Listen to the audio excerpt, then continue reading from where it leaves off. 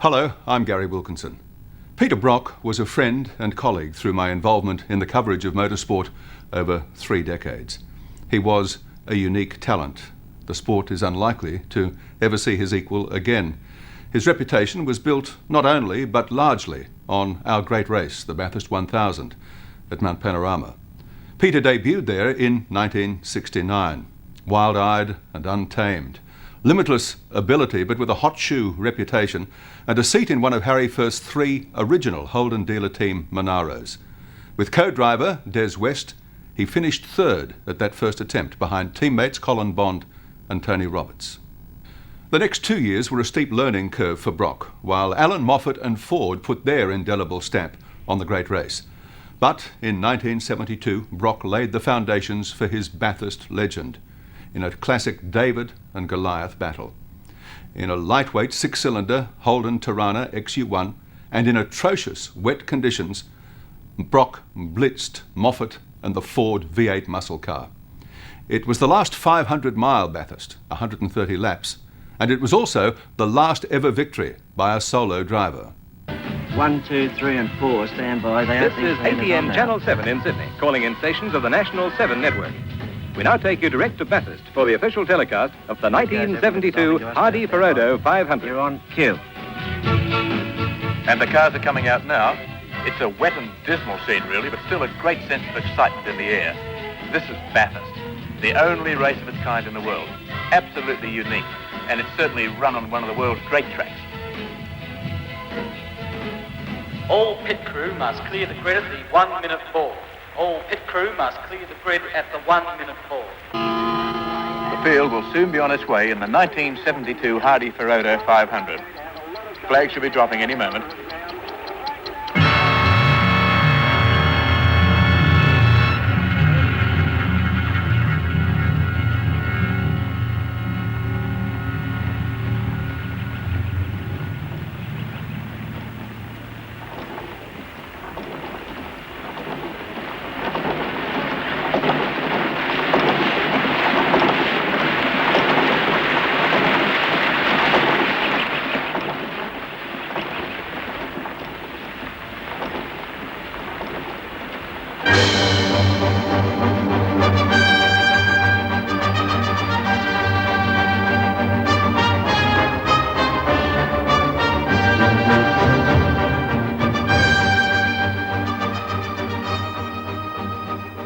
Battle of the Big Three, it's Moffat, leading at the end of lap 1. Second is French. Brock is next in the Torana, which means Gibson and Goss have slipped back in their Falcons. Bond is 3rd, then Moore. XL bend again, where you saw them come over the hump in a wall of spray.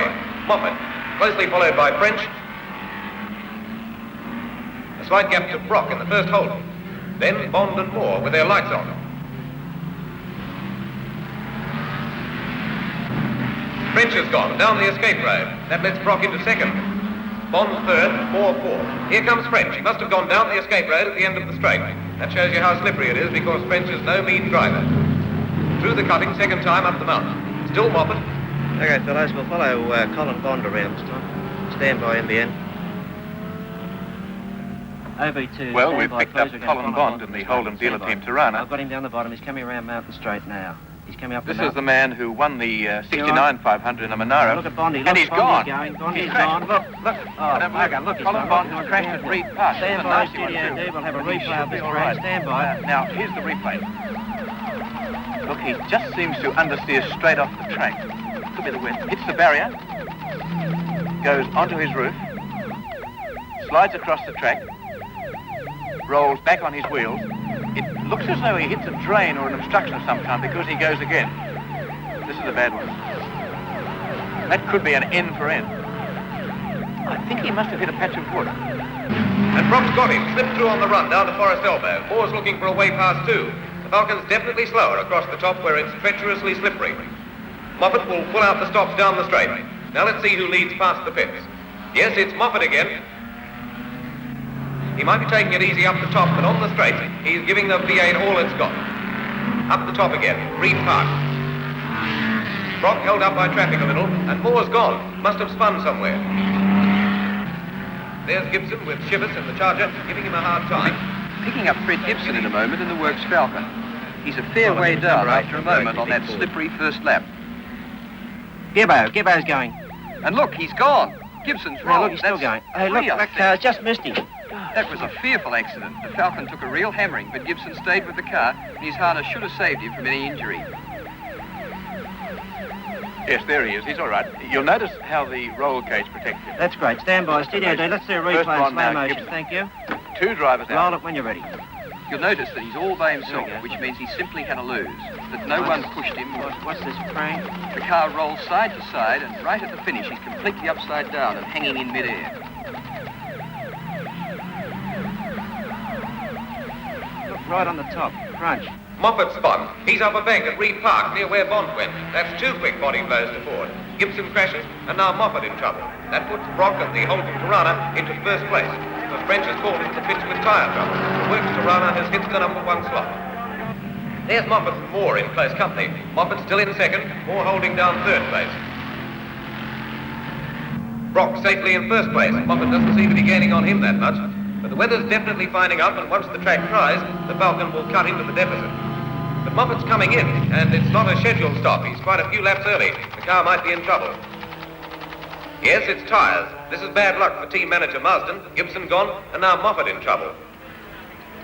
Moffat's got the capacity to make up the leeway because it doesn't look like a long stop, but it must be galling sitting there while Brock and the other front runners get further ahead. They're bringing Peter Brock in for his first pit stop. It's lap 47, and it should take about a minute and a half to change tyres and take on a full load of fuel. He's still holding first, but this is where he could lose the lead. How's it going, Pete? Going well? Brakes are just getting bedded in. Very nice. We've had the clock on this one, and it looks as though Brock will be out in about 1:35. No, it's 1:36. There he goes in second slot. Shivers, driving a consistent race and holding off from making a pit stop, is in third. French is holding down fourth. And here comes Moffat. He's got the boot down, in fifth and climbing back. Gagan has pitted. Brock's back in the lead, but we've just heard that he's also been penalised a minute for a refuelling miscue. Moffat's in for his second stop. He's got to within 12 seconds of Brock. The stop will drop him back another 2 minutes. So, to be with Brock at the flag, he's going to have to drive even harder. Let's watch this stop. There's Brock, the leader, still nicely out in front, but French is closing the gap, although he's still got that one pit stop to go. And here's drama, an unscheduled stop by Moffat. Last time in, he was complaining about the Falcon's brakes, and this could be the reason for him bringing the car in so soon. Yes, it looks as though the mechanics are checking out the system. No effort to change tyres. No one's worrying about topping up the fuel tanks. I'd say that this stop could develop into a lengthy one. That'll mean the end of Moffat's chances of taking the 500 from Brock. Very disappointing moment for the Ford Works driver. After his early troubles, he was consistently making up ground. This looks as though it will put paid to his chances. And look at this. The race just about run, and drama in front of the pits. Murray Carter has put his Falcon into the fence at Murray's, and he doesn't know that the bodywork is ripping into the tyre. He'll be lucky to get around the track, and he has to do that. Regulations say he can't back up. Carter's made it in. Look at that tyre, shredded to pieces, and look at that battered bodywork. Mechanics are rushing in to get him out on the track again because Carter has the capacity to finish around about 10th. He's driven a sure and steady race. It must be galling to be sitting in the pits like this with mechanics tearing at the car. And they're hacking at it too. There's no time for niceties now. There's some bodywork in the road, so the mechanics are chopping it off. It's the quickest way. There's a good look at the ruined tyre. The Holden dealers team pit is making certain that Brock realises that French is in the runner-up slot, and that as long as the purple Falcon doesn't pass him, he's got the 500.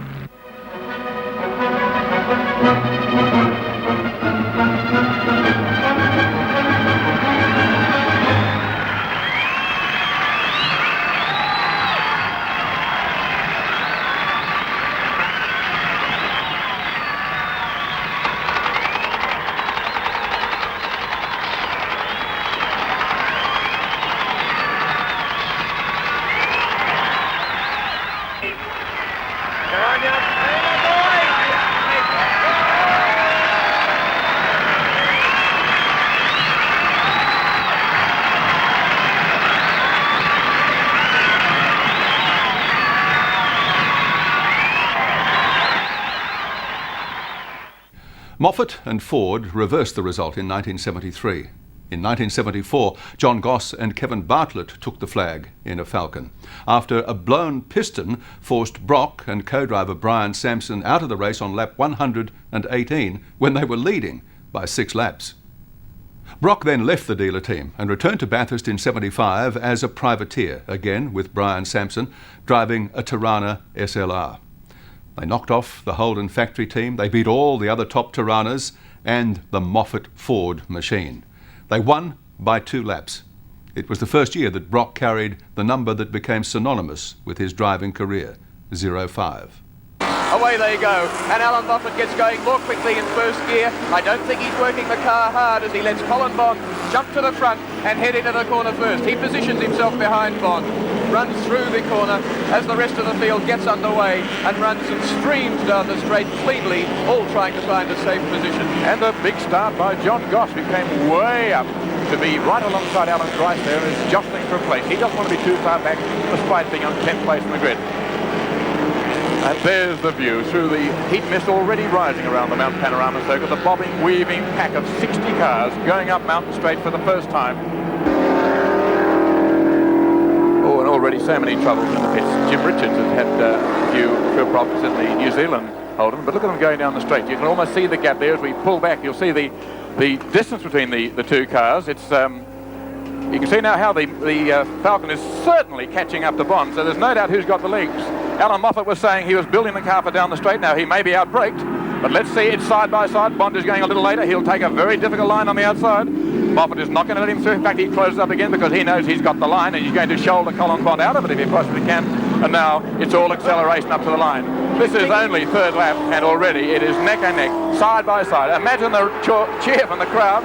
It is Bond who's got the better gearing and has more acceleration, and it is Brock who's behind who's closed on them both.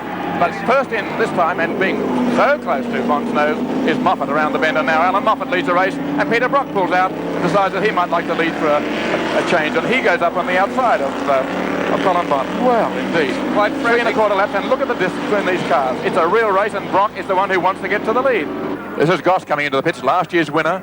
The man who had so much trouble yesterday, was going quickly, but coming into the pitch in a very slow way. He's got something that's a bit troublesome there. That's fairly serious. Oil pouring around. We've had a major engine failure, which is a disappointment. Moffat has won the race 3 times. The last 2 years ago, the first year of the 1,000 kilometre race with Pete Gagan as co-driver, has the same man back here with him this year and has the great advantage of knowing that as a co-driver he has a man who has the ability to lap just as quickly as he can. Oh, there's a praying in the side there. It's Grice. One of our leading drivers, the Alan Grice car, which has gone in, the Craven Mile vehicle. Oh, you can see the disgust on his face. It's going to be a change of driver. Moffat gets out, will help big Pete Gagan. I emphasise the big factor there. Looks like he can't even get into the car, but it's just a question of getting the buckle out of the way. Gagan struggles into the car. The timer is on. You can see for yourself the amount of time taken there. Tyres so new that even the sticker is still on the tread. Certainly the gap is increasing between Bond and Gagan. Yes, so it's Brock in front now. 17 is Jansen behind, and he too is catching Gagan as well, something he shouldn't be doing. Gagan is a bit of a sandwich now between the 2 Tiranas. Brock is past, he's in 2nd spot. Jansen is having a bit of a nibble there, get by. The flags are out warning the escorts that they've got some big fish behind them. It's been a long way up the escape road though that Colin Bond has come. He's going back down the main straight, and Colin really had them scattering there, so some sort of brake trouble. I'd say he turns left now. It's down the turns right into the road where he should have turned left. Meantime, the hapless Alan Moffat is slowing down again, looking as though he's heading towards the pits. Led the race early on, just passing the Alan Grice vehicle that was involved in a collision with another car there, and has been parked there from the early stages. And Moffat takes the car into the pits. You can see there the way he's working the steering wheel and the way the wheels are lying over. He's got real problems there at the side.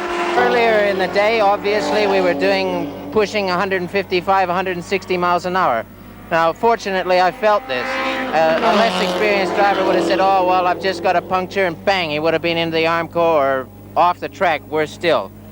Colin's in front of me, you know, 2 of the best prepared teams in Australia, and we're sitting here in the pits fixing things which we just take chances with. At one at the top of the mountain, We'll zoom in for identification of it. You can see where he's gone into the fence. The marshals approaching here. The flags are out to slow other cars. 26 is the Alfa Romeo. John Fitzpatrick. No, not John Fitzpatrick. Indeed not. No, it's the Tim Schenken car. Tim Schenken. Last lap sign goes up. The last time round, and the crowd acknowledge the man who's going to win this race. Only a kilometre to go now as Peter Brock goes for the last time down through the S's.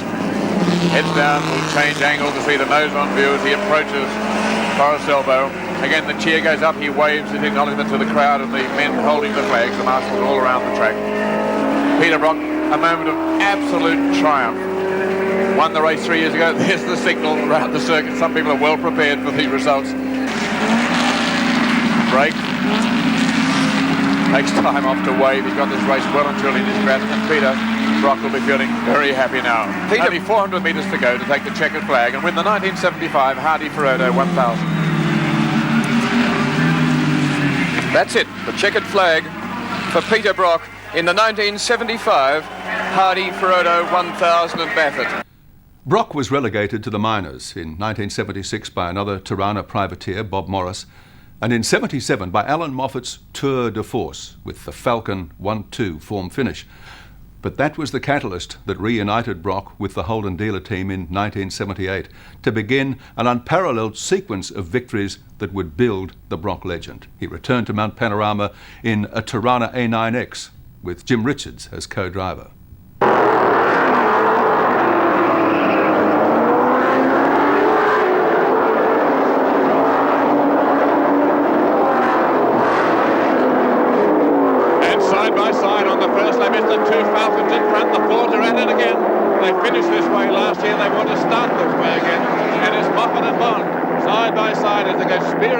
Straight, but now they're taking nose to tail formation. Derek Bell slightly crimped the start, got a very good run at it. Bobby Morris though is in third place.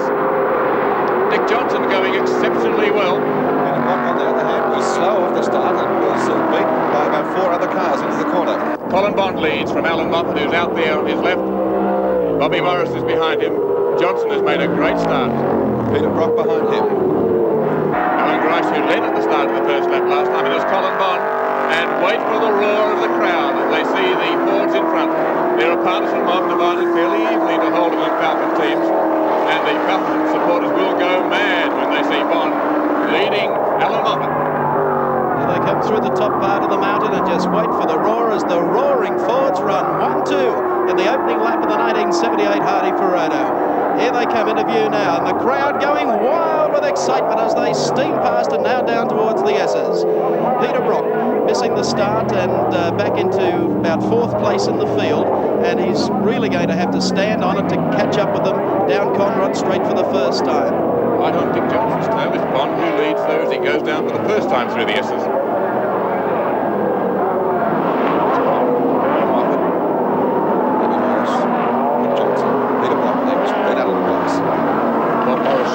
Signs of running to lead. There's Alan Grice here just in front of Derek Bell. Jack Brabham up well placed there. He'd be happy with that sort of position, running in about 8th position and delighted with it, I would think.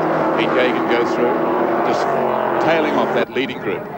Through the haze, down towards the end of Conrod Straight. No, it's not a repeat of last year's race. It's the start of the 78 race with Colin Bond and Alan Moffat and Bob Morris standing on the gas as he comes down the inside. And Moffat tries to poke down on the inside of Colin Bond, but Morris has won the jump. Wait for the crowd reaction. Into the left hand and now back onto pit straight. The Ford side by side. Morris sideways, but he leads. The first lap completed. And he's taken the first lap prize, but Bond at the inside of him. And Brock has now moved up on the inside, and we're running 1, 2, 3, 4. Have we got a race going here, folks? On the outside through the turn, and Morris has thwarted a bit there and watching the side of the door, and leads once again, but he's got Fords all around him. Sensational stuff, and I don't know how Morris controlled it. He was hit, put sideways, got it back under control, and this is desperate stuff with 160 Brock pulling out as he's spearing down the straight. The radar trap showed the fastest car first time through was Pete Gagan. The Ryan Foley Alfa was also on the Fitzpatrick knee with the wheel there. Okay, here we have the race lead change with Peter Brock, Australian Touring Car Champion, taking over the front running. Bob Morris is back in second, and tailgating is Alan Moffat in car number 1. And this is the part of the course where the long legs of the Falcon will really show out. He'll sit in behind Peter Brock, draft, then jump out of the slipstream and try and race him down to the bottom corner. Well, here he goes. Wait for the arrival of Alan Moffat on the inside. He has to take him because Brock is going to be held up by the slower car on the right-hand side. You'll find that Brock is pulled over to the left behind Moffat. Whether he can leave his braking late enough, whether he's prepared to, I don't think so. He'll be happy to stay there, maybe close up a little bit under brakes. So it's Alan Moffat who, for the first time, leads the race. Oh, Bobby Morris has had a prang. He's been hit, and he's gone into that. Is it Morris or Bell? It's one of the Ron Hodgson cars. It may be Derek Bell getting out. Looks like 27. Bell it is. They've done some damage. Very, very talented but Harvey decides he's going for broke. The inside will do. Wait for this. This could... Whoop, Harvey wisely elected to just ease off the throttle, and he's now taking him up the mountain. What the devil's going on there? He's had some extraordinary sort of bump there. He's been hit in the back, and it has deflected or changed the shape of the boot. They can't open the bonnet to get the fuel in. Now, here's the man leading the index, and they can't refuel the car. Oh, the car's on fire. No, look at Alan Moffat. The car's on fire. Alan trying to put the fire out himself with the towel that he was using earlier.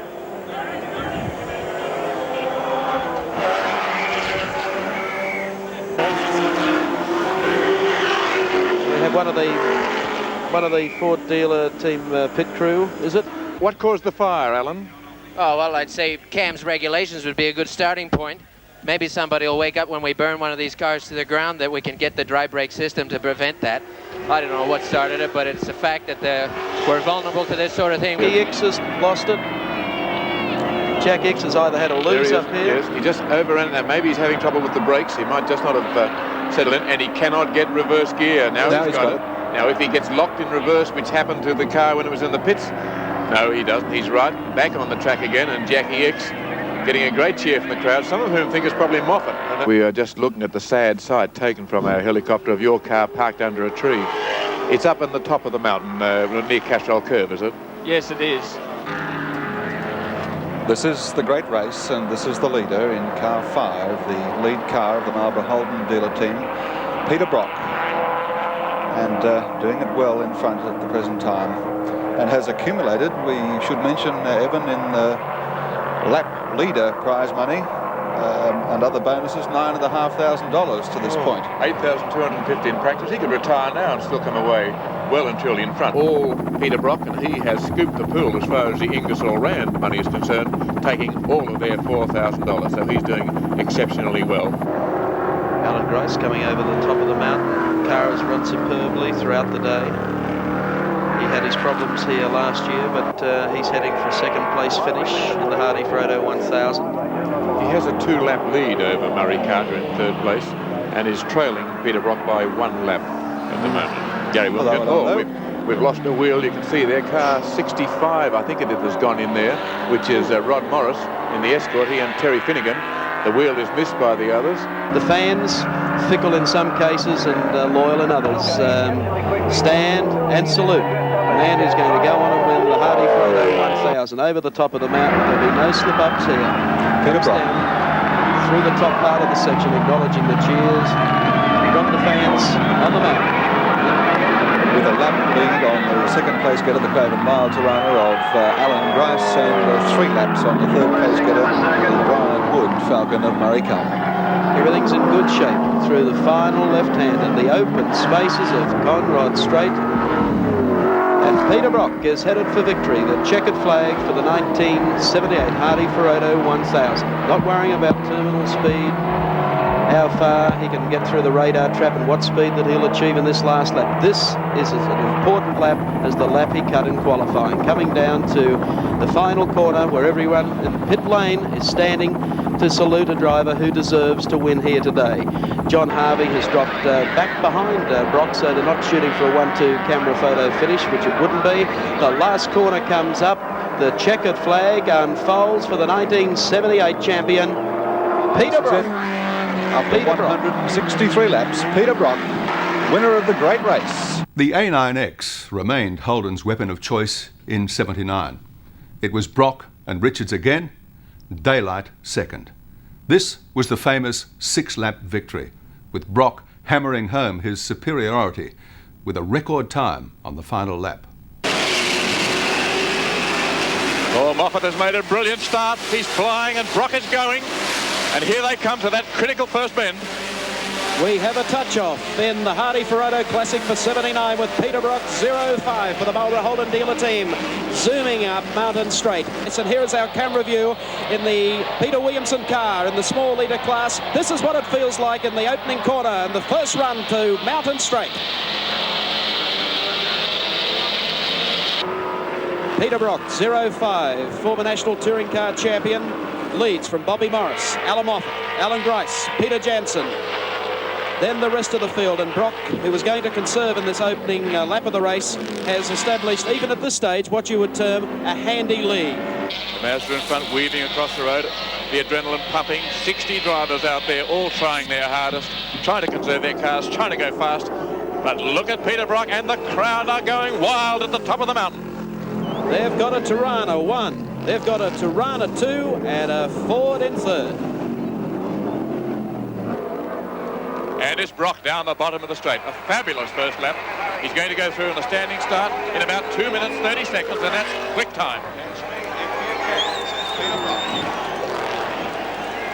Bobby Morris is in second place. Third place is Alan Moffat, and moving up to give Moffat a tough time is Alan Grice. Okay, Conrod Straight. This is what it feels like coming down, going through the gears, the brakes as we approach the left-hander. Derek Bell alongside him in the Alpha, but just being slightly outbraked. So we've got a great dice on for the 2-litre cars. They're running neck and neck. You can see the Alpha just slipping inside him there. Oh, went sideways. Dick Johnson has had a complete spin. Alan Grice making this big bowl move on Alan Moffat coming up here in this pack, and John Harvey was making forward progress very speedily. If you remember, Harvey started position 11, was unhappy that Moffat got a shot from the second row, and Harvey has gone through.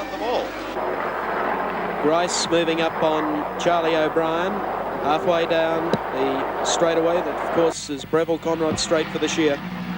And takes him on the outside too. Now down through the gears as he has to take this left-hander. That's displaced him one spot. Grice goes back to third. Charlie O'Brien to fourth. John Harvey has come from 11th to 5th. Dick Johnson has inverted the Ford. The Brian Bird Ford in a very, very tough place, and that's going to cause... Dick's still in the car too. The marshals are talking with him. He's gone into the fence there. Here we go. Third gear. Second gear.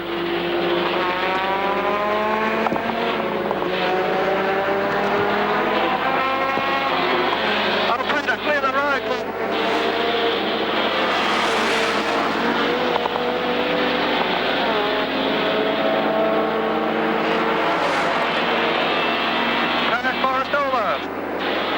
Oh, bad luck indeed. This is the Ron Wanless Leo Leonard Denmark Ford entry from Queensland.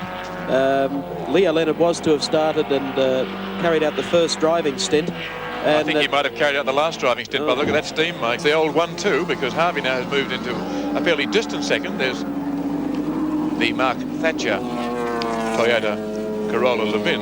He's obviously had a lose, yes, judging by the tyre marks, and then whether or not he can engage Guru, he's just sitting there waving them on. That's Peter Jansen, obviously. Yeah, maybe a nudge hurts, because that's where he's got across the back. Now he's...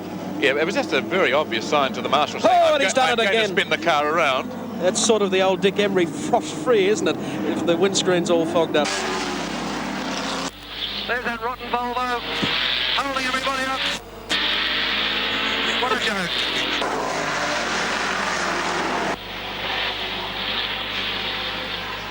Here behind me is Peter Brock. And here comes Bobby Morris. Let him go past. Watch him go. There he goes. Cover me 7, Bobby. 4, 3, 2, on the brake.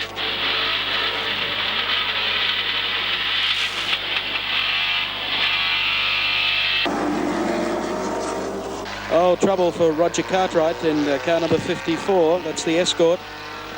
Roger from Victoria, he's had a lose here, has collected the concrete wall by the look of it head on, side by side as they come up to the left-hander onto Avco Mountain Straight. Who's going to give way? It won't be Charlie. No way. And Charlie says, all right, Alan, here's a bit of grass. Here comes Peter Brock into the pits. Take it away, Chris Economaki. Okay, here he's heading in very slowly, very cautiously. The White has a big lead. There's no need to hurry. We've started our clock now. We start the clock when the wheels stop. And there's going to be a driver's change, apparently, as Brock steps out and Richards steps in. It's nice that a driver can give his co-driver a bigger lead. They're changing the right rear tires, and there's the fuel going in again. The car's been in exactly 30 seconds now. The driver change has been effected. The seat belts are changed. Brock is giving Richards a little tip on how the car is performing. It's a very cool, calm, and collected pit stop, extremely professional. Richards is zipping up. We'll wait now for him to pull out, and there he goes, and the stopwatch reads 45 and 1/100 seconds, one of the better stops today. We're seeing a sight we saw in 1976 when Bob Morris won the race, but now it's only 2 1/4 hours into the race, and look at the smoke that has just begun to billow from the back of the Ron Hodgson Channel 7 car. And into the pits, surely, will come Bob Morris, having handed over to the Austrian driver who was last year's European Touring Car Champion. Bob Morris, well, you can read it all in his face. Uh-oh, troubles for John Fitzpatrick. The Alan Moffat Falcon is in trouble. Tremendous trouble. John Fitzpatrick staggering out of the car. And that tells it all. The thing I hate most is seeing it on that Vulture carrier, if you want to know the truth. That's really the sad part. I wish they'd leave them on the track, actually. And wait for the reaction of spectators, the thousands upon thousands of them up the top part of the circus. Peter Brock, 05 for the Marlborough Holden dealer team, comes across the mountain. The man who has conquered the mountain 3 times and staring a 4th in the face. Here he comes. Listen to the applause, the accolades for a man among men when it comes to race car drivers. Still tidy.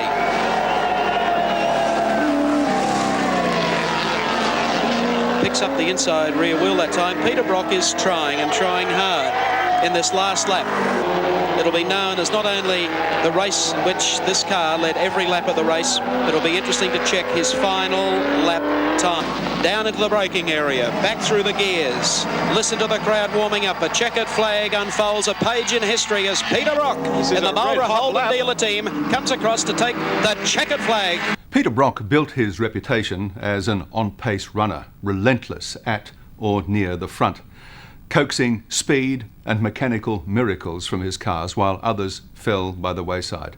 The truth is, Brock could win from anywhere. In 1980, Holden campaigned the Commodore at Bathurst for the first time. The infamous Rock took care of Ford challenger Dick Johnson, but Brock and 05 had their own bingle early in the race, and Brock and Richards found themselves a lap down and with it all to do. But do it they did to win again. 3rd victory in a row, 5 for Brock, now the undisputed king of the mountain. And it's Johnson who's got the start, and it's a slow start by Kevin Bartlett in the Camaro, and the cars are peeling around. And here's the view from Bobby Morris's car.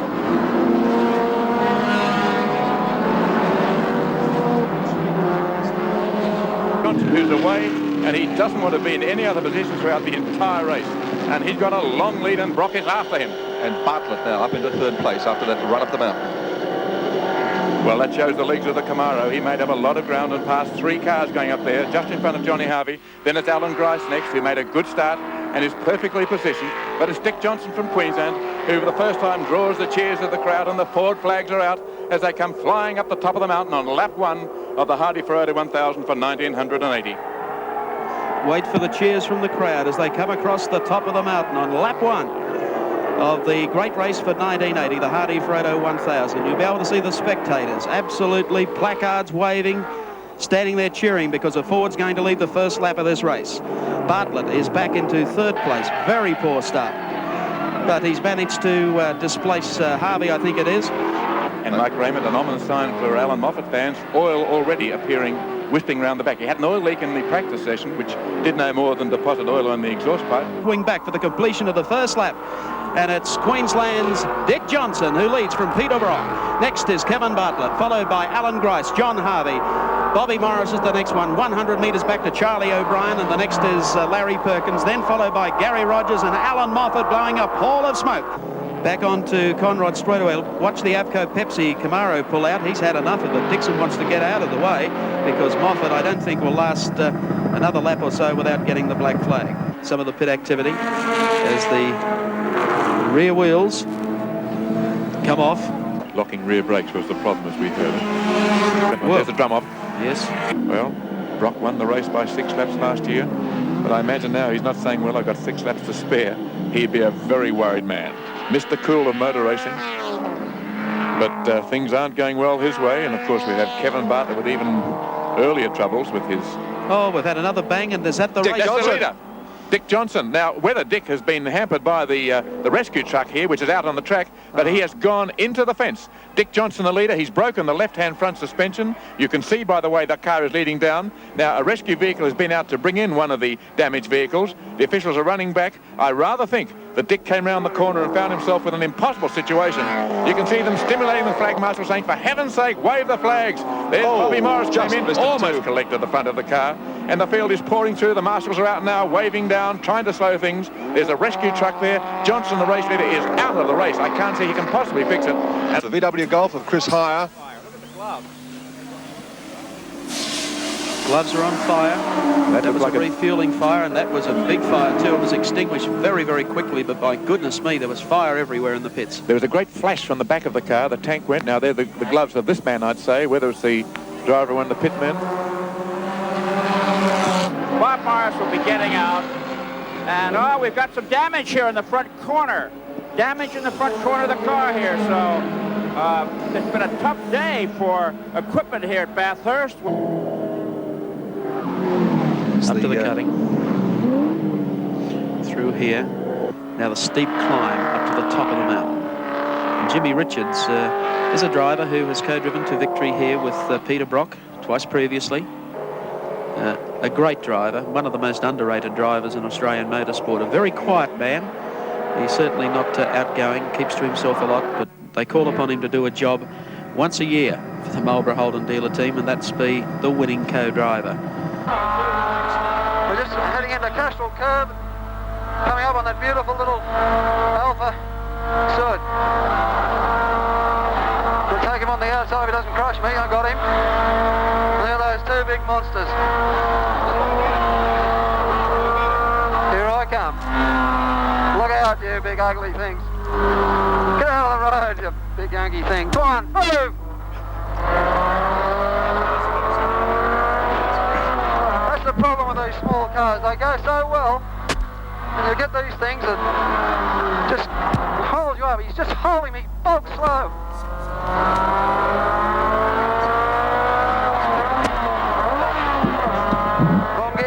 Kevin Bartlett's in the pits. Kevin, what happened with the Gemini on the top of the mountain? Well, poor guy, he did make a wrong move. He signalled me through along the straight, along the top straight, and I went past, was starting to go past him on the right-hand side, and he pulled over straight in front of me.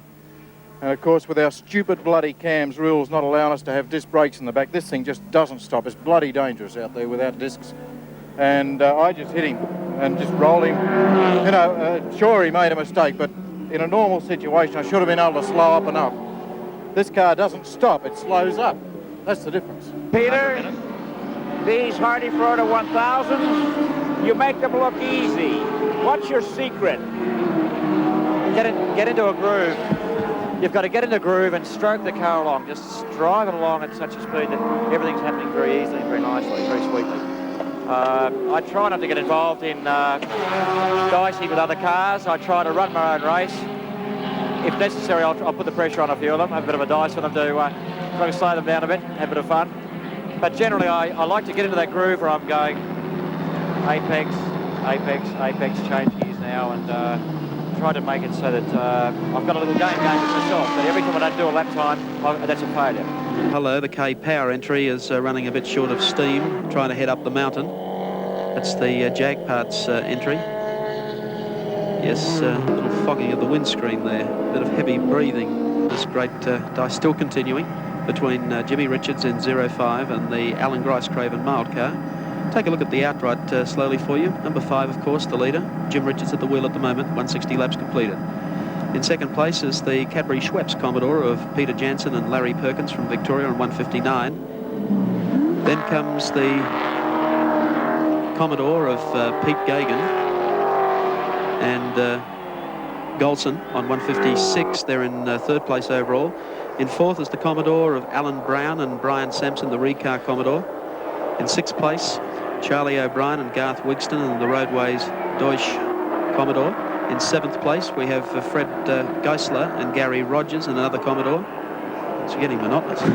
In eighth place, of course, the number 6 Commodore. That's Alan Grice and Johnny Smith that are trying at the moment to get unlapped from Jim Richards. In ninth place, overall, is the Alpha Couriers Ford Capri, driven by Barry Seaton and Don Smith. And the Recar of Ronnie Wantless is in 10th spot.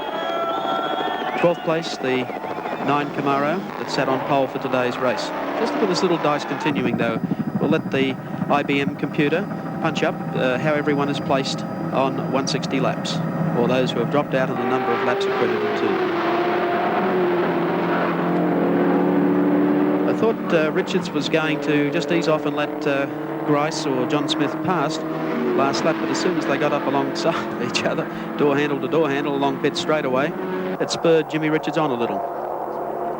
Johnny Smith is at the wheel, of course, after that problem they had earlier when they wound up in the bunker at the end of Conrod Straight. So Johnny Smith trying to atone a little, I would think, at this stage, and trying to get inside of Jimmy Richards. Won't be too long before these flags come out. Here it comes, the checkered flag for Peter Brock and Jim Richards. Richards at the wheel. A great finish.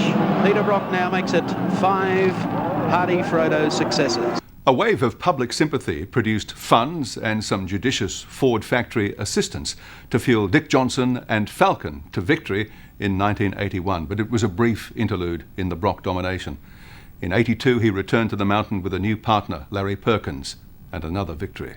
The start of the 1982 James Hardy 1000 Classic, and Alan Grice on the inside selects the gear that gets into the first corner quicker than Peter Brock. One up on the inside trying to crowd as all the cars make their way into the first left-hand corner. Moffat has made a great start, but has gone wide, so are many cars trying to consolidate their positions, and it's a mad scramble on the first lap up Mountain Straight. Brock trying to get past Grice as they go up the mountain. Peter Brock, Alan Grice, and Kevin Bartlett moving up smartly in the 9 Camaro to keep in touch with them. Then we have Ron Wantless going through in car number 16. Grice stretching the legs of the Recar Commodore, heading up to the cutting. Dick Johnson running in 5th place, heading this third group through. Close behind him, John Harvey. Then we have Alan Moffat up through the cutting, the steepest part of the track, a 1 in 6 grade, very steep there, severe, a hard grind on gearboxes, a full load of fuel, the adrenaline pumping in the drivers. Harvey right on the tail of Johnson there. Wait for the cheers across the top of the mountain as Sydney's Alan Grice leads Peter Brock, then Kevin Bartlett in the 9 V8 Camaro down across McPhillamy Park. And it's Gricey. Brock right behind him. Back then to Kevin Bartlett. Gary Rogers is next. Dick Johnson. They were then followed by John Harvey and Alan Moffat. Crowd rise to their feet as they tumble down the other side of the mountain. Brock right on Grice's tail. They've dropped Bartlett off by about 10 car lengths. Gary Rogers in the second Recar Commodore, then Dick Johnson. Alan Moffat sandwiched in there. First time to Conrod Straight. Grice is the leader. Very close to him, though, is Peter Brock. Brock is perfectly placed to slipstream and pull out and pass, which he may do. There's $1,000 up for grabs, too. Gregory's Auto Service Manuals have $1,000 up for the driver. Grice is going to hold him out.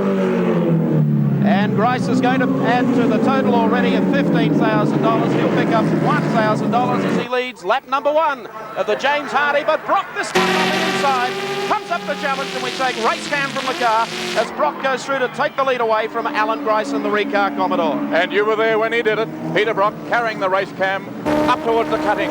Brock's in front. Grice pulls out the pass. Comes up on the outside of him. Brock can see him. Grice is going through into the cutting. He's going hard and deep. A second gear corner this. A dab of brakes. Up with the brakes and hard. Who goes the wider? Brock in very close. Out wide to the fence. A little bit wider line. Up they come towards McPhillamy now. Up the mountain. And Brock is going on the inside. There's the crowd. And Grice, though, still in front. It's a 2-car war between these long-time rivals. They are using up all the track and a little bit more. They've been praying.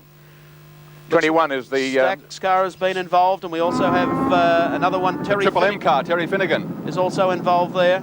Yes, one of the cars with Garth Wigston's car. They had moved up into 7th place. But this year, things are going right. He's so relaxed.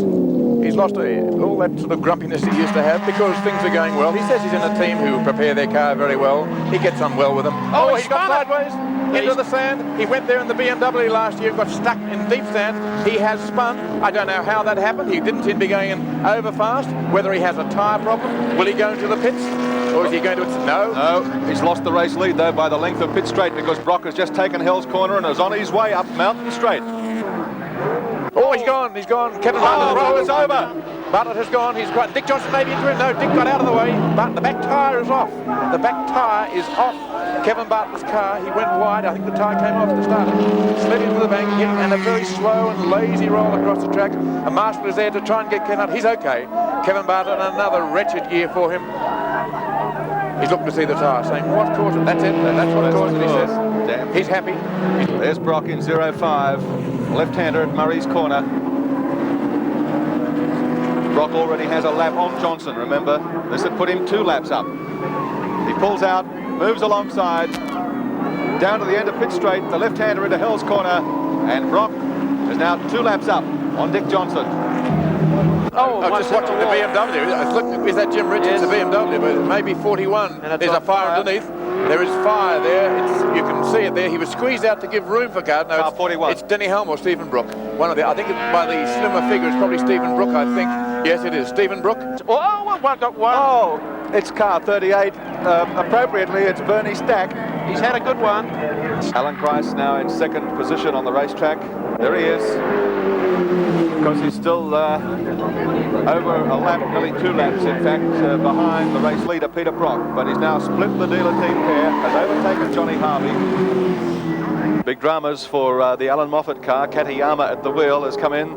They're in there frantically, and Moffat frustrated. He doesn't know what to do. I mean, there's nothing he can do. He's just got to let the crew work it out. They're the boys that know what they're doing in this situation. It's giving them problems. Katayama in the car behind the wheel, nervous. Okay. Losing precious time. Of a man who appears to be the 1982 James Hardy 1000 victor. Here he comes. The man who's going to make it 6, and he's got time to put the hand out the window and say thank you very much. Over the top he goes at Skyline. One of the real remarkable men of Australian motorsport. Even with the hand out the window, he's still able to pull away just a little from Peter Jansen. And through the S's.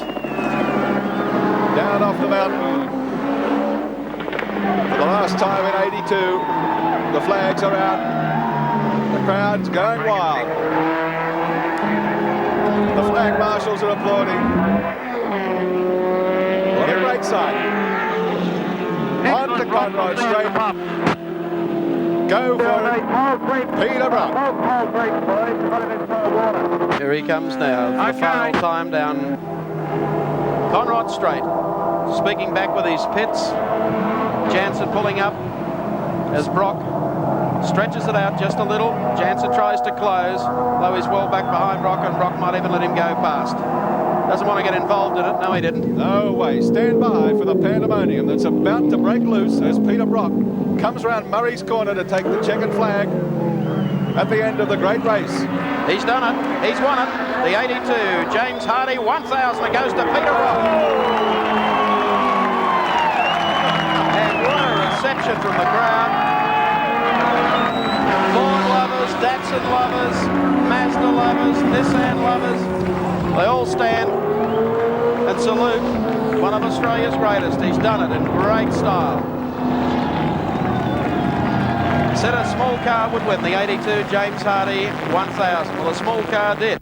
Peter Brock prided himself on preparation, considering every eventuality, being alert to any and every possibility. And so it was in 1983, when 05 came to grief early in the race, that Brock and Perkins transferred to the 2nd Holden dealer team car, having taken the precaution of cross-entering all drivers in both cars. And thus, with John Harvey, they scored the first ever 3-driver victory at Bathurst. It was number 6 for Brock, while old adversary Alan Moffat, who'd long since transferred his allegiance to Mazda, finished 2nd in an RX-7. The start of the great race is 10 seconds away.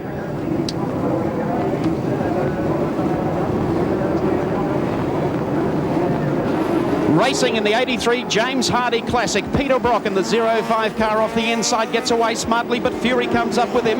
Jansen has been outgunned on the inside by John Harvey, who will move to third for the first time. Jim Richards then coming back on the inside of Peter Jansen. There's Dick Johnson making a good start too. They head up Mountain Straight for the first time, and we have a safe first corner as they head up to GTX Bend. Up the mountain they go. George Fury holding on to second place, but it's Peter Brock who leads the mountain. In third place, it's his teammate John Harvey, and the BMW of Jim Richards has shouldered his way past Peter Jansen to take up fourth spot. Jansen's back there in fifth. He'll be happy with that place. Dick Johnson going well in the big green Falcon. Brock for the first time up towards the cutting. Right out brushes the weeds. It won't be the first car to take a few tips of Pas Balaam off them. There's Johnson now in the green car coming through. Oh, and what a great effort to get that car to the start line. Let's just keep our fingers crossed, hope and pray that he can keep the car going. Bobby Morris in car number 4, sweeping across the top of the mountain. This is an undulating, nightmarish roller coaster ride into McPhillamy Park for the first time, and listen for the crowd cheering as they see Peter Brock in the lead.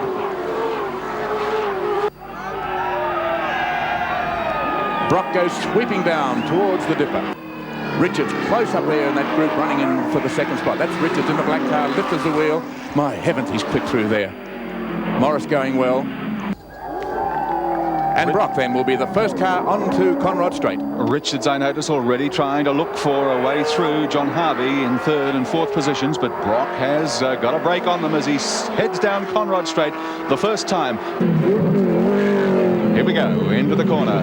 First lap coming up, and it's Peter Brock in pride of place. Along the pit straight, there's the field. Peter Brock, the 05 Marlboro Commodore, leads lap 1 of the 83 Classic. John Harvey making up the second, and trouble for the Nissan team. George Fury's car is slowing, heading along pit straight, and the rest of the field are going by it on the inside. Here's George Fury, car 15, being passed by Grice and Warren Cullen. Race View is working fine, but the BMW, Evan, is in trouble, definitely. It's just not keeping pace now. No, he'll be coming to the pit surely, I would think, because he's being passed by cars that he should be well and truly ahead of. You can see a Mazda, then a Commodore screaming by. Falcon, 3 cars there. Yes, they're all going by. Certainly, as he goes through here, he'll have to come into the pits. So 2 of the leading contenders, 2 of the 4 cars on the front 2 rows of the grid in strife. Jim Richards will certainly keep well to the left and be the second car to head in towards pit row. Brock stretches it. Teammate Johnny Harvey looking good out there, running in second place as they come through BP cutting. And there's the gap between first and second. Peter Brock out front and leading the James Hardy for 83. Oh, internal hemorrhage. The Kraft Smith Ford Capri. Now it's a tyre.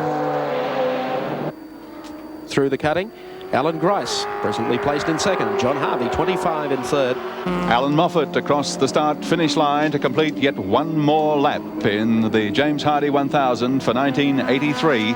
Started off 14th position on the grid and is now up to 8th with a flock of Commodores, 7 of them, in fact, in front of them. Hello, 05, Peter Brock is in the pits. Well, one sensation after another in this race. The leader of the race coming in very slowly, too.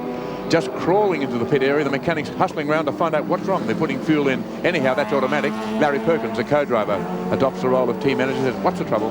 They've got the bonnet up. It's something up front. Not much doubt about what's happened to Peter Brock. There's a very large lump of oil lying around down here, puddles of it everywhere. And quite obviously, at the end of the straight, there was this great cloud of blue smoke came from the car, and it's quite apparent that he's blown an engine or blown a gasket of some kind, probably around about the sump area. Oh, dearie me, and one's just gone into the wall up there at the top of the mountain, not far from where, of course, Dick Johnson.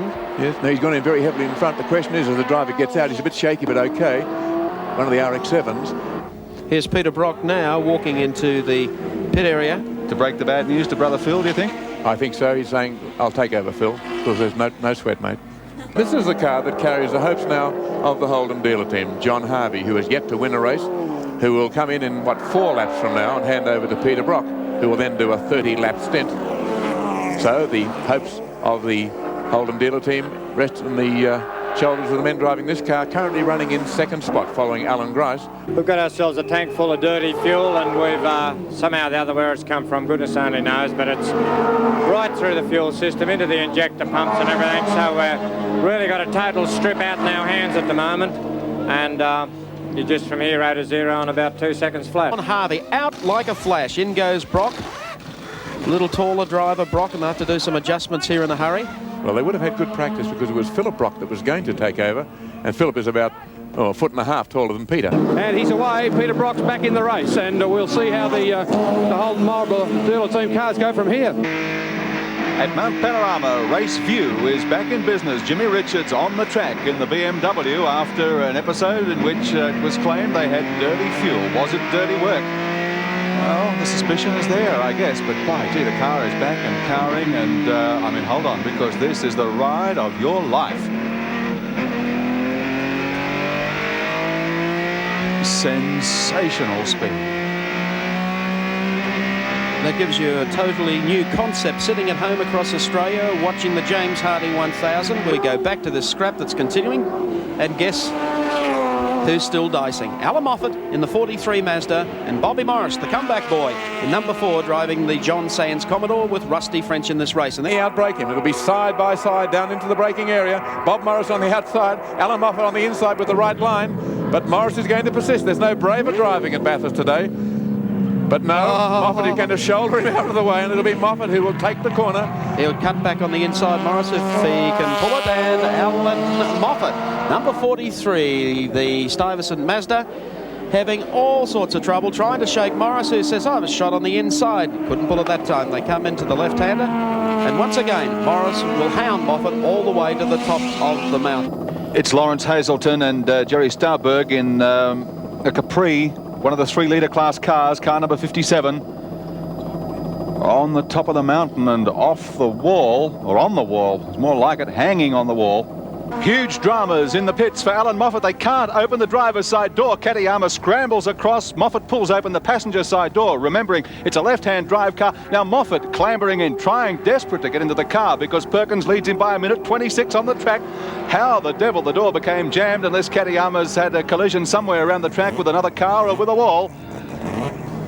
What an amazing incident. Moffat wrenching at the door, desperate, couldn't get... Oh, he's almost collected Perkins in car 25. Jinga me, that was close. An important pit stop here. Peter Brock getting back in. That's a quick stop. They're clear on this side, clear on the other. Water on the windscreen. Haven't got too much time to do it. Peter said, get out of the way, I'll go. And Brock is underway. He'll probably drive to the end of the race. Oh, no. Oh, the car's gone. After passing the car, and it spun at the top of the mountain, coming down, just clips the wall. That is not a good place to be if anyone was travelling very, very close to him at the time. So Peter Jansen has taken over from David Parsons. Has lasted only half a lap. Peter Brock, just look at the signs, the signals. And he acknowledges too. Enough time, enough concentration still to wave back to the crowds, the people who have supported him here at Mount Panorama for a long, long time. And even the people who support somebody else simply cannot help feeling a great deal of admiration for Peter Brock. Anybody that could win this race 6 times, Make that 7 times. This is number 7. That's Gary. right. Deserves the greatest admiration. Certainly right. Quick wave to the cameraman, quick wave also to the spectators. Great presence of mind. Through Forest Elbow, only one straight to finish. That's Conrod Straight. Arm out, acknowledges the cheers from the crowd as he heads down Conrod for the last time.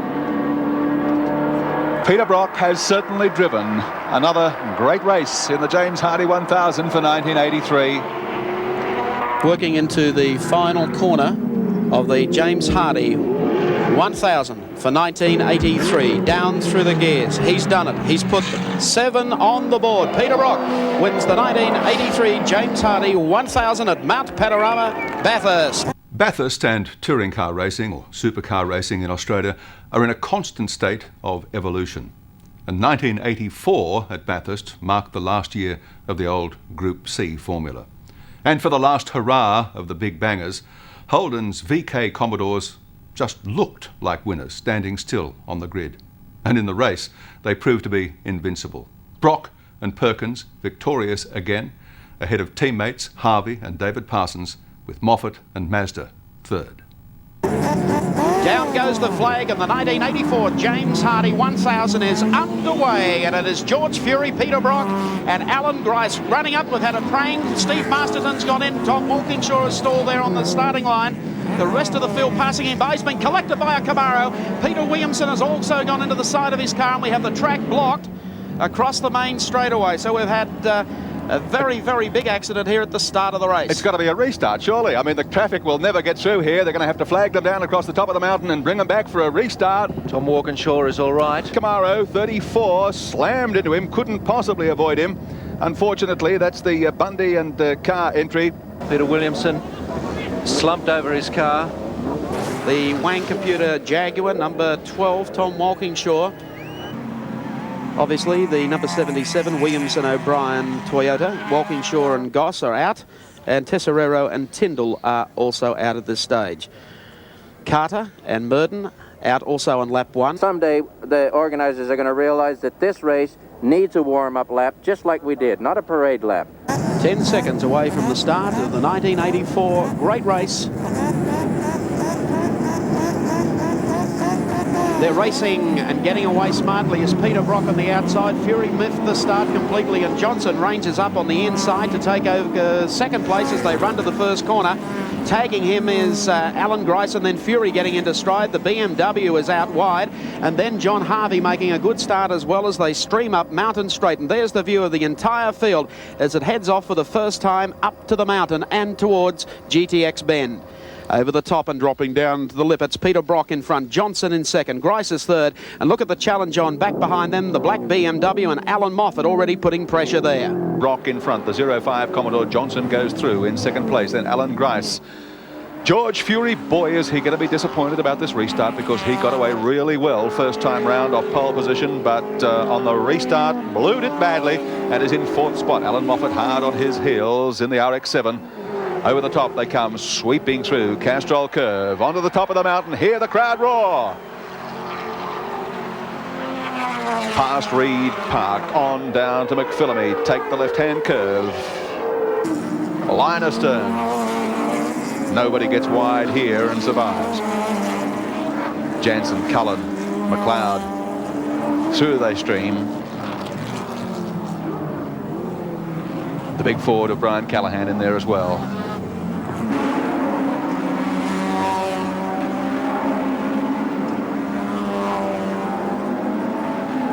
Through Forest Elbow and for the first time down Conrod Straight. And here they come. They'll be looking for speeds of 260 kilometres an hour or more. Peter Brock, Dick Johnson go by. There's Alan Grice now. Fury and Moffat. Into the braking section, down through the gears, and Brock is first on the first lap. Car number 75, that's Laurie Hazelton, who is up at the top of the mountain. Now, how did they manage to get stuck in there against that? Oh, yes. That's how it happened. A little tap on the side, then Hazelton, the Capri, comes heading across, and boom! Chris Heyer meets him, going through. Gathering him in a little, pulls out to the right. Slipstreaming him obviously before. Has he got enough to go past under brakes? No, he's got to back off as they negotiate Murray's corner. This is a real contest, isn't it? Great stuff. Grice still sitting here on the tail, but he'll have a crack at Harvey on the run up. Fury has brilliant them. Harvey's off. Harvey has gone off on the right-hander, bounced off the wall. Fury arrived. Excuse me, boys, and he went through the pair of them. And Steve Masterton apparently has just gone into the wall on the rundown, I think, to Forest Elbow. That is not good news for the Masterton Homes 2WS race team. There has been a coming together, as you can see there. The car has gone across into the wall, into the earth embankment. Out of Alan Grice's car coming down. Whoops, there is smoke and dust. And there's Steve Masterton by the look of it, going off the course and crash, and almost getting Grice on the way back. Brock in front, Grice second, Fury third, Johnson fourth, Harvey fifth. And Cullen and Jones in their Commodore now up into sixth spot. Whoa, one of the Rovers is in the wall, car 60, Steve Soper and Ron Dixon's entry. Oh, the Group A lead. They were running second, in fact, in the Group A category. Just consider how good these guys are. They're on a public road. They're racing. Oh, there's not much room there, but Grice takes the advantage, and Grice goes through to take the lead in the James Hardy 1000. You saw it with Racecam as we drop into the Wilco cutting. So we'll try and catch up for you and see what has happened here. Coming down, there's English, the last car on screen. He's got into the side of the Clearahan Mazda RX-7. Clearahan's heading out to the wall. He decides he's turning the other way. Oh, my goodness me. Lumps of concrete flying everywhere. Knocked a big hole in the wall. So we now have 05 Peter Brock, and we have a driver change now coming in. In goes Steve Harrington. Fury's gone by. Johnson has gone by. But a bit of a problem, Harrington can't start the car. Mechanics now pushing it to get it rolling. So a delay here for the Alan Grice, Steve Harrington Commodore. Mechanics pushing it furiously up pit lane. The car fires. Steve Harrington back onto the track. Okay, Peter Brock is taking a breather for the moment, and I think he would be delighted to see his co-driver, and a winning co-driver at that, in Larry Perkins, still at the head of the field. We picked up 15 seconds on Gricey there just in the pitch, you know, and it's just, I mean, on the track you have to work very, very hard. 15 seconds, there it was there in the pitch, just with a crew. Did two fabulous stops. Mine was 30 seconds and John's was 27 seconds. And that's, I mean, people around just applauded them. I said it was fantastic. We're following George Fury, sat on pole for this race and has dropped off the pace just a little bit in the last 5 or 6 laps. Back into about 5th spot in the field at the moment. And in front of him is Greg Hansford in the number 42 car. As we head up, that must be John Harvey, is it? In front of him in the 25 car. Okay, coming out of there onto the straight. Grice is gone. Round sideways into he's hit the wall. Alan Grice in the wall. No, it's Steve Harrington. Racecam. Tony Mulvihill and Brian Nightingale are in the sand trap in their Takiko RX-7, and they're there for good. Well, what a sad end to the James Hardy 1000. Buried there. Ooh. Yeah, he's not upset much. Coming down to the dipper, and the S's there through the dipper. Ooh. Pretty difficult. I'm going to be on the straight. Now, we're on the straightaway now in a moment, coming down to Forest Elbow, and as we come out of Forest Elbow, Prince Leopold, how are you enjoying the James Hardy 1000? I enjoy it very much. It's very much fun for me. At the moment, I'm feeling very happy. The car goes wonderful. We had in the first third, we had a trouble with the front wheel, but we changed that, and now the car is running beautifully. And I think it's a great track here. Oh, our second place man, is that Dick Johnson pulling up? What's the problem? Some goddamn thing in the tank, I don't know. What, you got a fuel blockage? No, it's not a blockage, mate, it just won't pick it up. Coming up through the cutting. They just wait for the reception that he'll receive on top of the mountain from all the fans that have assembled up there. They're waving us out. Look at the fans out on the hill waving the banners, the Australian flag, go Commodore, go. Parsons just goes past the pit straight now, so Brock's going to do this one by himself. Acknowledging the cheers and moving off to the left-hand side of the road to allow those other cars still to continue uninterrupted, and I'd say that's exactly what Peter Brock's waiting for David Parsons to try and form up so they can go 1-2 across the mountain. And the crowd really giving Peter Brock a send-off. The last trip of the V8 Big Bangers, as they're called, the Group C touring cars, and Brock has done it again. 8 wins at Mount Panorama. I think the mayor of the city might even call this Mount Brock. Here he comes. Don't say this wasn't orchestrated. A 1-2 for the dealer team. Peter Brock in 05 comes across the line to win the 1984 James Hardy 1000. Second place will go to his dealer teammate David Parsons in the number 25 car. Peter Brock had only his second DNF at Bathurst in 1985. John Goss returned to the winners list with German co-driver Armin Hahne. at the wheel of a Jaguar XJS. 1986 was also a year for the privateer, with Alan Grice and Graham Bailey first home in a Commodore, while Brock and one-time nemesis Moffat took fourth place.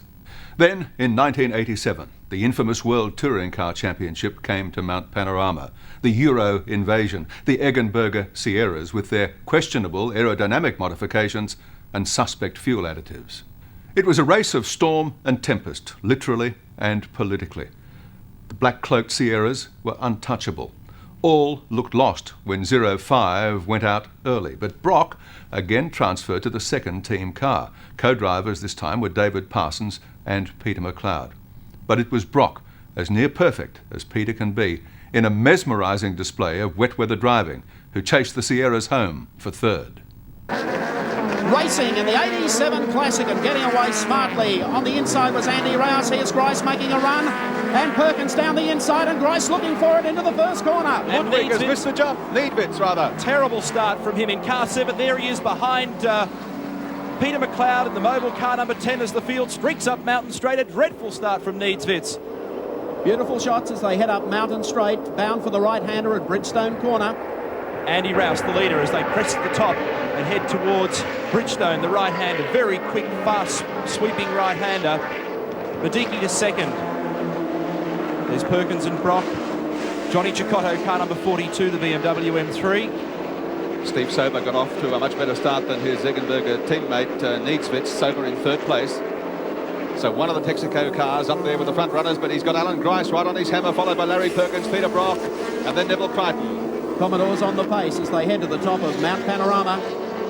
Problems there for one of the Shell Sierras, had to back off, would have been Neville Crichton. They head down now towards the Castrol Sand Trap. Here's our track cam, 7 Sport exclusive, as the cars go over the top of our camera. And they come down for the completion of the first lap. Here's Soper making a move. Going to put a number on Madeki. That moves him up to second. Rice sits back in fourth, and the Bob Jane T-Mart's Commodore as they complete the first lap of the 87 Classic. There is Dick Johnson in trouble in car number 17. Doesn't appear to be any damage. It looks like he's just rolled off the circuit with some mechanical problem. They sweep through, down beneath the Bridgestone Bridge again to the left-hander coming up. And here comes the move from Steve Soper as he puts one on Andy Rouse and will take the lead. Rouse tucks in behind him. So with 3 completed, Steve Soper of Great Britain in the Texaco Ford Sierra takes over the lead in the James Hardy 1000. Rouse in second, and third place held by Andrew Madeki. Let's have a look on our Toyota replay of an incident that occurred up here. Larry Perkins. Pop! And I think that's the number 18 Ford Sierra, which was driven by Neville Crichton off the start. He's made up that gap he lost over the top of the mountain, and now sits on the bumper of the Texaco Ford Sierra. And here's the Grouse. Rouse making his move down the outside. Can he do it? There's Colin Bond's stranded Caltex Alpha 75 on the way up the straight. Steve Soper takes back the lead in the James Hardy 1000, but not for long, because Andy Rouse comes up to run side by side with him. Madeki sits just back behind them. They're having a swapsy game at the front. 10 laps now completed in the great race for 87. Over the crest there. Here he comes, down the inside. Moment of truth for Jimmy Richards. Look at Fury. Fury going to try and see if he can sneak down there as well. Here comes the farmer. They work their way up Motorcraft Hill. Jimmy Richards will have the line for the next turn, but George takes it in deep.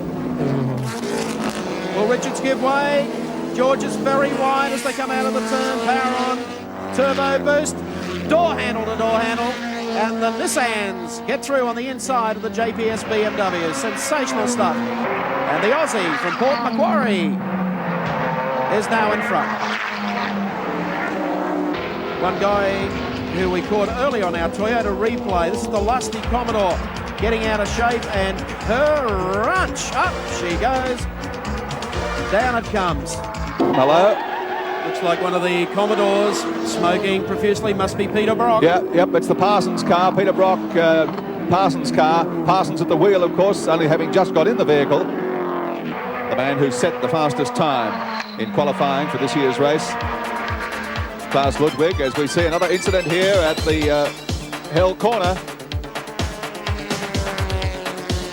Round and round goes car 32. The Warren Cullen, Gary Sprague entry. Klaus Ludwig with a brilliant pit stop, according to our charts now, has gone through to take over the lead. Andrew Madecki in second spot. Steve Soper in third. So Sierra's still 1, 2, 3. On our Toyota replay for you, this incident at the top of the hill with one of the BMWs, That's number Cecotto. 42. Johnny Cecotto having an anxious moment as he tapped a slower car. And only seconds ago, Lucio Cesario in the number 57 Caltex Alpha has gone off in the S's. The car was running 38th in the field. Let's have a look at the replay, courtesy of Toyota, and you can see exactly what happened. Oh, launched it. Straight through the curb, missed it completely, creases it twice against the concrete wall, and the car is now out. And for the first time in the James Hardy Classic, a pace car comes onto the circuit. A fierce storm moving in over Mount Panorama. Spots of rain already appearing on the screen of Glenn Seaton's Peter Jackson Nissan Skyline. And along the pit lane, Mark, the team managers frantic, the crews getting out the wet weather tyres in preparation for a swarm of pit stops as the showers sweep in, driven by a very strong west to southwest wind. Persistent rain, although that one big... He's got it sideways. Had to fight for that to get it back on the road. Very dramatic pictures coming to you out of dangerous moments here.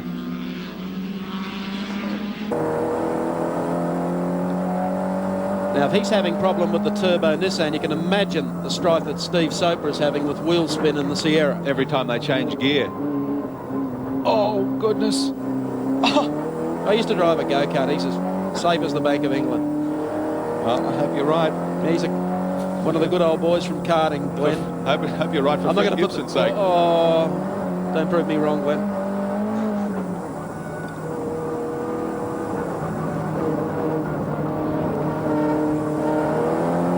Oh, Glenn. Now, you can see the dilemma. Does he go into the pits and he'll have to put wets on? He's going to wind up with a bigger problem. He's going to be out of tyres, then given another 10 laps because the track will be dry. They're doing a pad change. Yep. If you think it's warm at home and nice and comfortable and sunny where you are, take a look at this. This is Mount Panorama, Bathurst. We started the day under threatening skies, and this is really going to be a test here for the final hour of the World Touring Car Championship round. 12 seconds gone, and it is torrential down here at the moment. The rain's driving sideways, freezing cold. Steve Soper still in the car, Pierre Dieudonné standing by, and the track is now very, very wet, and it's gale force. Just on 30 seconds was the stop then for Soper, and as you can see, they've gone for a full groove wet tyre. There's pandemonium down here. I'm not saying it's blowing a gale, ladies and gentlemen, but it almost blew our 3 lap scorers off the balcony roof here in front of us. And there they are, assisting our race score people. They've forgotten lunch. Yes. And if there was any refuse on the ground down below, they'll find it at Orange sometime tomorrow. The flagpoles along the main straight bending almost double at some points with the strength of this wind. It is just phenomenal. There's one of the Oxo cars. It's had it. Which one is it? It's 34. It's 34, yeah. That's the Giddings car. Yeah, he's clobbered the side there fairly hard. And also the pace car is out on the track. Let's go to Neil Crompton. The yellow flags are out at the moment. I think I just saw the pace car going out. It's actually hailing here at present. It's freezing cold, and we're standing by for the other Texaco Sierra. And if you've ever seen some sensational pit activity, you've never seen anything until what you're going to see in the next few minutes. Cecotto's car has got some very heavy damage to the front. And here's the reason why the pace car's out. This is the reason up on the top part of the mountain. Yes, one of the Toyotas, car number 91. That's the Faulkner entry. I think it's both of the Toyotas, is it? actually, Wilco. Yeah, he's got one wheel that's virtually right off. That's the 24 car, the Bajent Bauquet car in the background, the 91 Toyota, and there's another car here about to get collected. Oh, that's the Brabham Fangio car. Yep. That's going to stop it completely. Even the pace car won't. Oh, yes, it will. There's room for it to get through. So long as there's room, the pace car will stay out. That's why the pace car's here, so a race can still continue, albeit under controlled conditions. Still can't identify the car on the right-hand side of the circuit. The third of the cars involved in the major part of this incident. The Fangio car you saw also was involved there on the way through, but it's still moving, pushing the Bauquet car off the infield now. Cecotto wending his way slowly. Look at the front left wheel. The flags are out, the pace car is out. And not only that, Klaus Ludwig, who's just leaving the pits now, is going to be held at the pit exit and he's going to lose a lap on the lead car. Now we've got some replays coming up for you that will help to explain the sequence of events here. Let's have a look. Oh, what a feeling, Toyota replay. That's the first of the Toyotas. Looks like 91. Bang, there's the next one, straight at it. Car Torn 90. the wheel off. Next one, Bauquet. Bauquet, maybe oil on the road up there. He's trying to steer the thing. The wheel has run off the other Toyota, and Bauquet at this stage gets the shimmies on and props at the top of the hill. Another Toyota replay for you as they come up over the top of West End Bend. Boom! That was the Cecotto car. That was Johnny Cecotto. And the race will be underway once more. Second time we've had the pace car out here.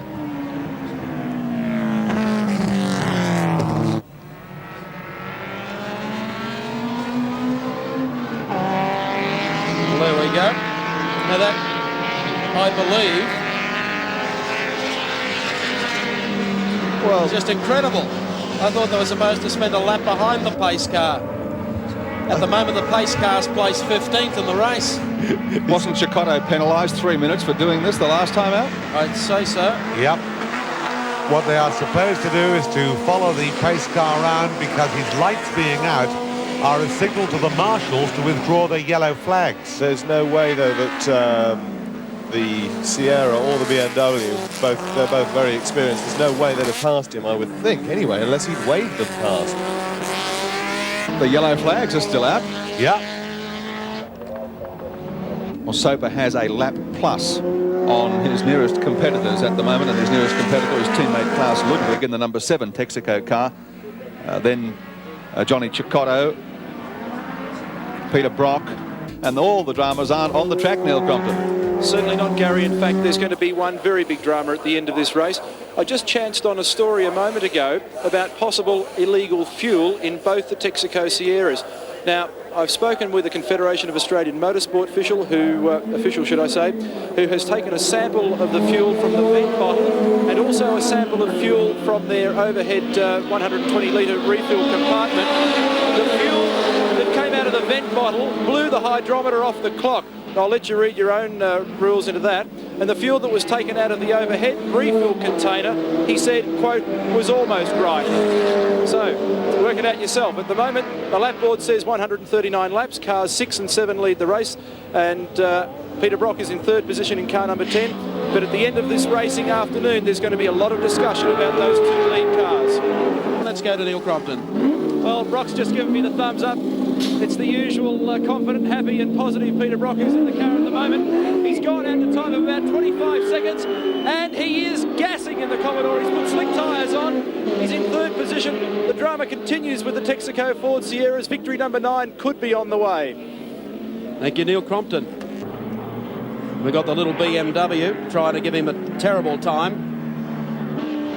Down through the S's now to the dipper.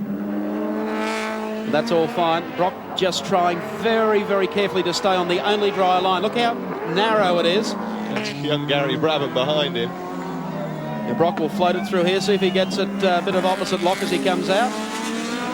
The dry line's out there, fortunately. Now he should be able to run away from Brabham down the straight beneath the GIO bridge.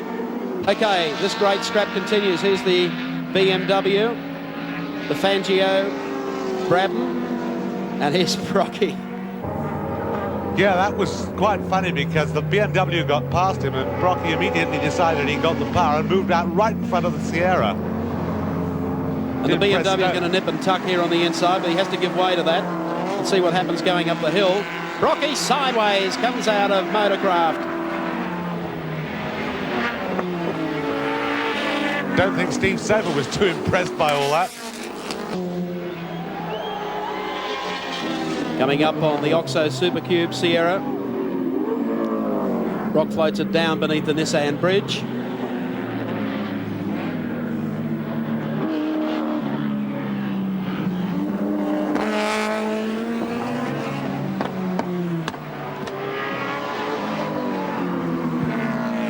They drop over the top, coming down to Forest Elbow.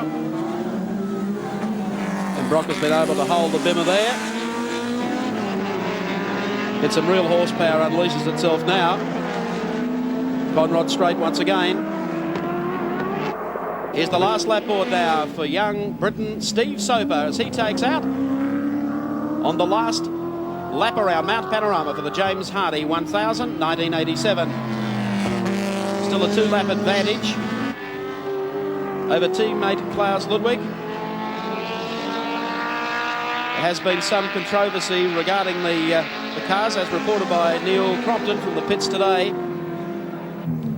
One of the BMWs coming up, taking advantage as Soper will not make a mistake. And looming in the different background, of course, is Peter Brock. To the top of Mount Panorama, heading up to West End Bend for the final time. Brocky pulls one lap back as he gets out of the way. Coming up to the fans on top of Mount Panorama. He sweeps through, coming down to the Castrol Sand Trap. There are the fans giving him a tremendous cheer as Soper sweeps across. Heads down to the right-hander, down to the S's.